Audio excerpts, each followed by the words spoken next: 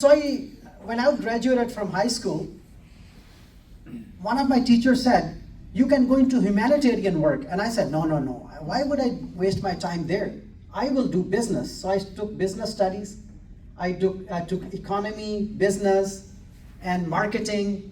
And then I came back and I started working in the field of business.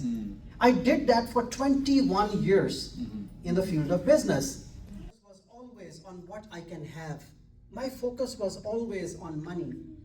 In fact, many times I didn't have good relationship with my wife. I didn't spend a lot of time with my family because my focus was always on being successful in the worldly life. Well, so much so that the first book that I ever read in my life when I was still in my high school, I started my high school, was The Magic of Thinking Big. I wanted to be successful. I wanted to be rich. I wanted to have money. I didn't care so much about godly things. Yes, we're all Muslims, Hindus, Buddhists, Christians, we're all of different religions, but my focus was on personal success, right? And so we spent a lot of time trying to make money, but the money never stayed. Are you getting my point? When you run after money, the money doesn't stay because your focus is twisted. So happened that I left Pakistan and I came to the United Kingdom 25 years ago because I wanted to earn more money and I wanted to have more money in my pocket. So I reached on September 3. Now mark that date, Noor. Mark the date. September 3, 1998. I landed in United Kingdom. And when I came to the airport and I went to the immigration officer, he asked me, where are you going? What's the address where you're going? And I said, oh, address? I didn't think about that because I'm going to my friend I know, but I don't know his address. He said, oh, you find the address. So I went there, called my friend who was studying in a university. He was a student. So I said, hey, I'm here in London. Did you come? I said, I just came now. He said, so what? I said, you. He said, why did you not tell me? I said, well, I thought I'll come here and I'll tell you. He said, I have 4 children and we're staying in one small apartment. I'm in a university. I don't have a house. How can I keep you? I said, well, please, I need to come now.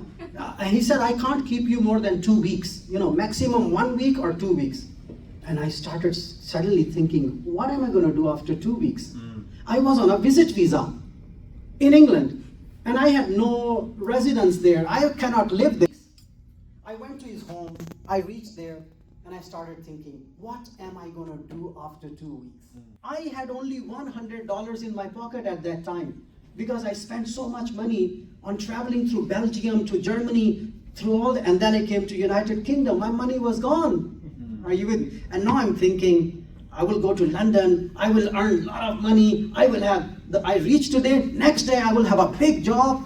You know how we think sometimes? And I reached there, I didn't have anything. That night, my friend, he said, we have beds, but my children are sleeping in the bed and my wife, so we have a sofa for you. So you sleep on the sofa. I said, no problem, sofa is okay. So I slept on the sofa, but I couldn't sleep that night. Why couldn't I sleep? Because I didn't know what's going to happen to me after 2 weeks. When I was in Pakistan, I never worried about, house. I never worried about food. I didn't think about the future because everything was fine. But now in this country, there is no friend, there is no family, there is no house, there is nothing. What's going to happen after 2 weeks? I couldn't sleep that night. And I started thinking, what will happen after 2 weeks? Well, when you're desperate, you remember God, isn't it? Yeah.